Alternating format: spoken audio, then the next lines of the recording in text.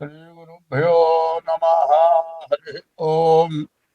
श्रीमहागणाधिपतये नमः। श्रीमहासरस्वत्यै नमः। श्रीगुरुभ्यो नमः। हरि ओम।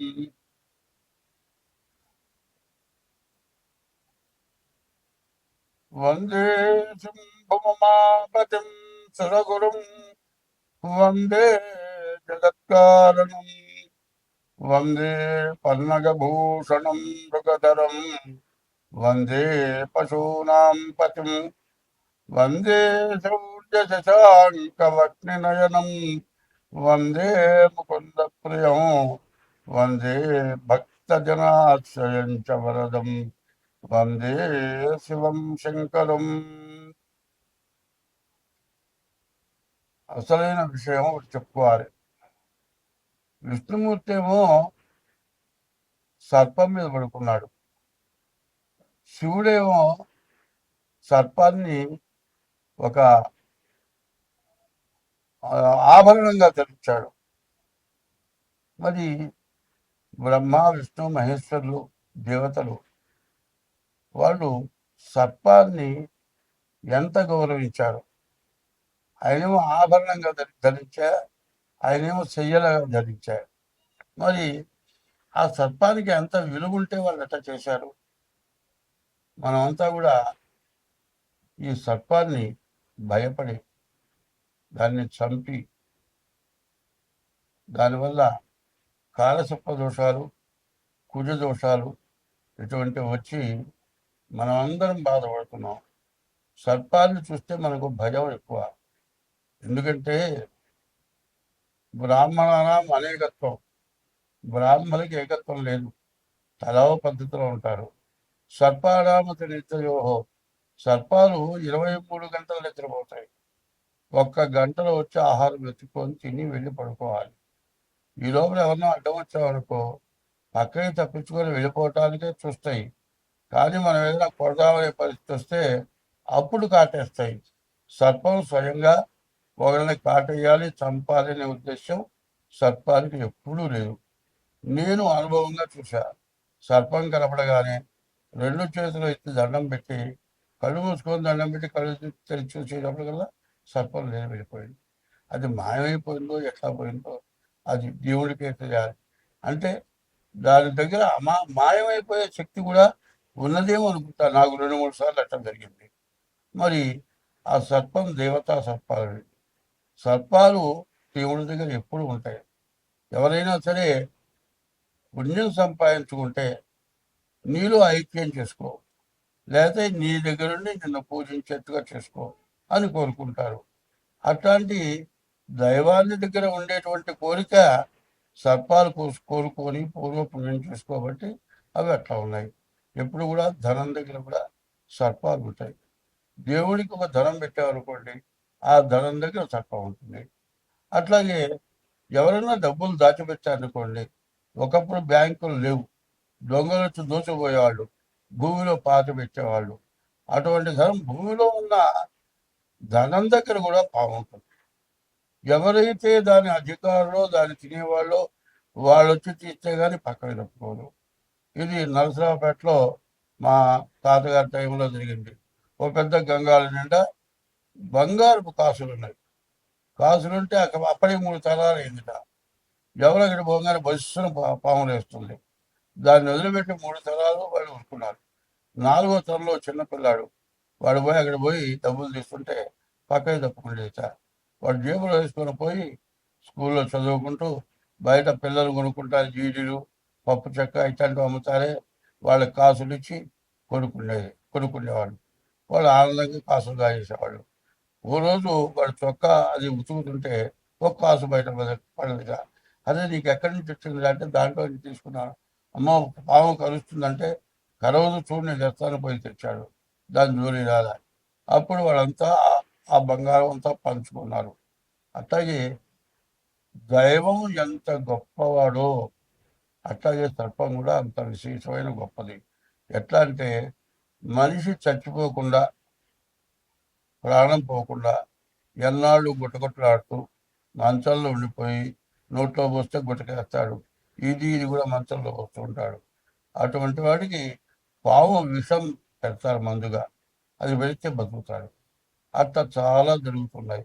ఇప్పుడు చూడండి, ఎయిడ్స్ వ్యాధికి వచ్చేప్పటికల్లా పాము విషమే ఎయిడ్స్ వ్యాధికి వాడుతున్నారు. ఇది కూడా కాకుండా ఈ తేలు మందు, కొన్ని వ్యాధులు వచ్చినాయి, ఏది కుష్ఠరోగం లాంటి వ్యాధులు, అటువంటి వాటికి తేలు మందు వాడుతున్నారు. కాబట్టి భగవంతుడు యొక్క నమ్మేవాడు ఎవడైనా సరే ప్రతి జీవరాశి దైవంగా నమ్ముతారు. ప్రతి జీవరాశిని కూడా దైవంగా నమ్ముతారు. కాబట్టి ఏ జీవరాశిని చంపకూడదు. మనం వదిలిపెడితే దాని అది వెళ్ళిపోతుంది. ఇంట్లోకి వచ్చిన పాము కూడా దాని వెళ్ళిపోయిన రోజు నాకు జరిగింది. మా ఇంట్లో మా అమ్మాయి గారింట్లో దాదాపు 2 బార్ల పాము కలిపేసారి వెళ్ళిపోయింది. దాన్ని కొట్టించాలంటే 5 నిమిషాలు పడుతుంది. 10 మంది వస్తారు, కొడతారు. ఒక ఆడ మనిషి ఉంది, అది ఒక్కటే పాము చంపుతుంది. మరి వెన్ను కూడా అనుభవపూర్వకంగా చెబుతున్నాను.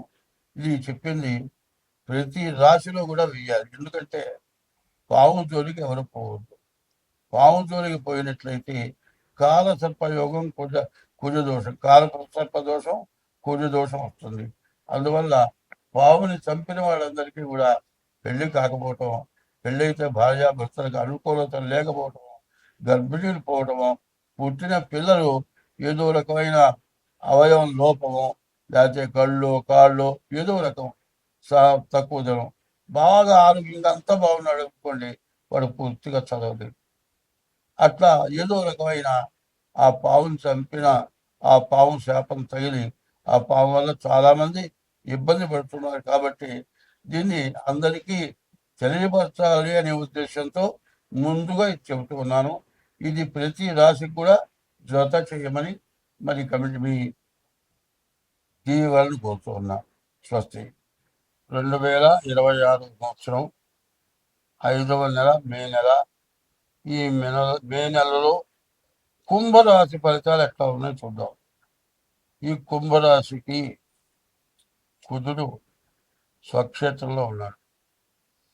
తర్వాత గురువు మిథునంలో గురు శుక్రుడు ఉన్నారు. ఈ 3 గ్రహాలే బాగున్నాయి, కుజుడు, గురువు, శుక్రుడు. మరి శని బాగాలేడు. ద్వితీయం ధనవాగ్విత్తం. ద్వితీయాన్ని రక్షించేవాడు శని అంటారు. అంటే ఈ కుంభరాశికి ద్వితీయంలోకి వచ్చాడు. 6 సంవత్సరాలు అయిపోయింది. ఇంకా సంవత్సరంన్నర శని వల్ల చాలా ఇబ్బంది ఉంది. చాలా కష్టదశ అంతా అయిపోయింది.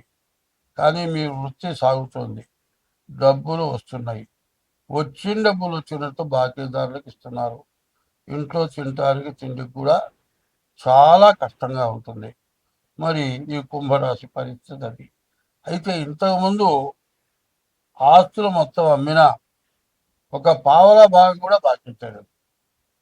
అట్లాంటి కష్టదశలో ఉన్న జాతకం ద్వితీయము ధనవాగ్యుత్తం అన్నారు.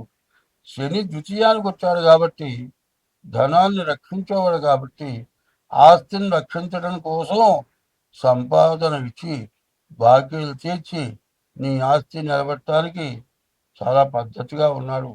తర్వాత కుజుడు మేషరాశిలో ఉన్నాడు. ఈ కుజుడు మేషరాశిలో ఉంటే మీరు ఇల్లు స్థలము ఎదుటి కొనటానికి మంచి అవకాశం ఉంది. అప్పు పుడుతుంది, కొంటారు. అది కొన్నదానికంటే 10 రెట్లు వాల్యూ పెరుగుతుంది. మళ్ళీ వెనక ఎంత సంతోషంగా, ఎంత సంపాదించి, ఎంత విరగబడ్డారో మళ్ళీ ఆ రోజు దగ్గరికి వస్తుంది. ఒక సంవత్సరంన్నర ద్వితీయంలో శని ఉన్నాడు. ఈ టైంలో ఒక తప్పటడుగు వేయకుండా, అనవసరమైన ఖర్చులకు పోకుండా, ప్రతి రూపాయిని కూడా ఇంతకుముందు పడ్డటువంటి 6 సంవత్సరాల కష్టాన్ని గుర్తుపెట్టుకొని అన్నం లేక గంజి కూడా తాగినటువంటి పరిస్థితి రావచ్చు. ఇన్ని కష్టాలు పడి వాళ్ళు సుఖపడుతున్నారు, బాకీలు తీరుస్తున్నారు. మరి ఇంత కష్టపడ్డాం కదా, ఓ సినిమా పోదామా, కొంతమందికి కొన్ని అలవాట్లు ఉంటాయి, జూదం ఆడదామురా, ఇట్లాంటివి పోగొట్టుకోండి. ఎటువంటి అలవాటు ఉన్నా కూడా మా అలవాటు పోవద్దు. కొంతమంది చేస్తారే, ఇన్నాళ్ళ నుంచి నీవు డబ్బులు లేక ఇబ్బంది పడ్డావు, మేమంతా డిన్నర్ చేస్తున్నావురా, రారా, ఆ డిన్నర్ ఏమిటి? తాగటం, తినటం, తాగటం. ఇట్లాంటి వాటిల్లో మళ్ళీ నష్టపడటానికి అవకాశం ఉంది. ఆ పరిస్థితికి పోవద్దు. అట్లా పోతే మీరు బాగా ఇబ్బంది పడతారు. ఆస్తి కొనుక్కుండే అవకాశం, బాకీలు తెచ్చుకునే అవకాశం, విద్య, ఉద్యోగం, విదేశీయానం అన్నీ బాగున్నాయి. భార్య అనుకూలవతి, భార్య కూడా సంపాదించి మీ చేతిలో పెట్టే స్టేజ్లో ఉంది. ఈ టైంను పోగొట్టుకోవాకండి. రవి, బుధుడు, శని, రాహువు, కేతువు ఈ 5 గ్రహాలు పూర్తిగా బాగాలేదు. అంటే రవి, శని, రాహు, కేతువు ఈ 4 పాపగ్రహాలు. ఈ పాపగ్రహాలు కాలసర్ప దోషం ఉంది. ఈ దోషాల నుంచి మీరు తప్పించుకోవాలంటే మీకు చెప్పింది 100లో 20 వంతులే నేను చెప్పా. మిగతా 80 వంతులు మీరు తెలుసుకోవాలనుకుంటే మీ డేట్ ఆఫ్ బర్త్ ద్వారా కానీ హస్త సాముద్రిక ద్వారా కానీ తెలుసుకొని దానికి ఏం చేయాలో, ఎట్లా చేస్తే మీరు బయటపడతారో ఆ విధమంతా చేయిస్తాం. మీకు అవసరమైతే తగిన ఫీజు చెల్లించి డేట్ ఆఫ్ బర్త్ ద్వారా కానీ హస్త సాముద్రిక ద్వారా కానీ మీ జాతకం చూపించుకోండి. చాలా వరకు బాగుంటుంది. స్వస్తి.